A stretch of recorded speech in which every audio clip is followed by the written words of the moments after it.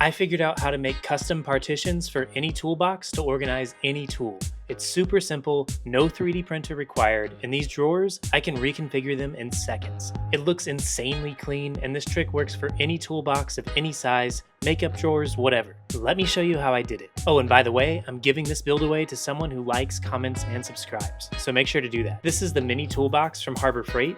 First, remove the rubber liners. We'll need those later. Let's start with the top. This part's kind of specific to this toolbox, but bear with me. I'm using this bit organizer from Amazon, links in the description. It's just a hair too big, so I'm slicing off a row with this fine-tooth Japanese pull saw. The edge is a little rough, so I hit it with 80 grit and then 220 grit to polish. Perfect fit. To mount it, I'm using these 1¼ inch sheetrock screws, or at least I think they are. The threads look tighter than regular sheetrock screws. If you know what kind of screw this is, drop it in the comments. I centered it and screwed it in. The screws are just offset from the drawers so they won't interfere with anything, and top is done. Now here's the cool part, the drawers. How do I make them fully reconfigurable without a 3D printer? Simple.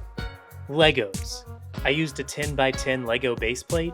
Each drawer is 8.5 by 5, so I marked it out and cut it with the same Japanese saw, and it cuts like butter. Sanded the edges smooth. Now we can start building partitions. You know how Legos work, so I'll spare you the play-by-play, but here's a couple tricks to make it look super professional. Cap your partitions with flat Lego tiles so it looks clean. You can also cover up the base plate with these same flat tiles, but if you want it to look extra sharp, use the rubber liner we saved earlier. Press your layout into the liner, it leaves a perfect imprint.